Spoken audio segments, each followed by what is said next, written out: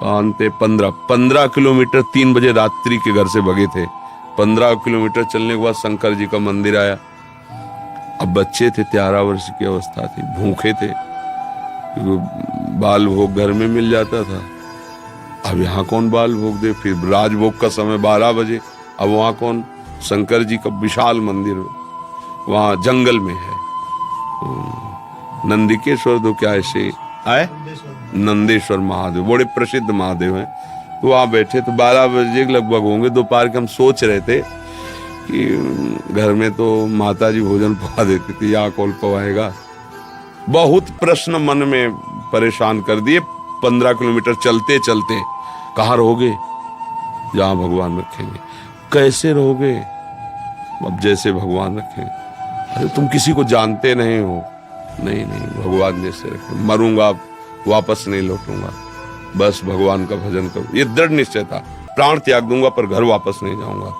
जब निकला हूं तो भगवत प्राप्ति करके ही बात बनेगी, अब ऐसे नहीं। दोपहर तक इतना मन परेशान कर दिया कि लगा कि अब होगा क्या यदि ऐसा जलन होती रही, अशांति, और मतलब व्यवस्था में पला मन। अभी बच्चे ही थे, कोई इतना ज्ञान विज्ञान तो था नहीं कि उसके मन को काट सके। परेशान हुए। इतने में एक आदमी आया, कहा ए बच्चा, यहाँ एक सूरदास स्वामी रहते थे, उनकी कुटिया में ताला लगा, कहीं गए हैं क्या? उनका हमें नहीं पता, हम तो आज ही सुबह आए हैं। सुनो, एक कमंडल में दही लाए थे उनके लिए, अब वो है नहीं, हम घर वापस नहीं ले जाए, तुम पी लो। पहले दिन नहीं नहीं नहीं, उनका पी लो ना, हम तो लाए ही इसीलिए। और गांव के दूधगढ़वा में जो दही जब आया, लाल लाल दही, एकदम मलाई पड़ा और मीठा, और लीटर 1.25 लीटर दही। तो हम एक छोटी सी गीता, कुशासन और एक पीतल का लोटा और एक चद्दर ये लेके घर से भागे थे। मतलब ऐसा। तो उसी लोटे 3-4 लोटा, वो छोटा लोटा था, छक गए।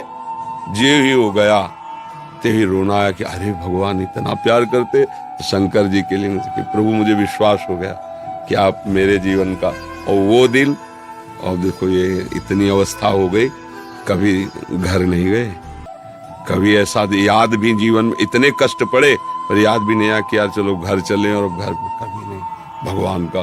तो लड़ते लड़ते लड़ते लड़ते फिर बात बन गई। अगर हार जाए तो फिर इस मार्ग में नहीं चल सकते, इसमें तो लड़ना पड़ता है, क्योंकि मन विषयी रहा है।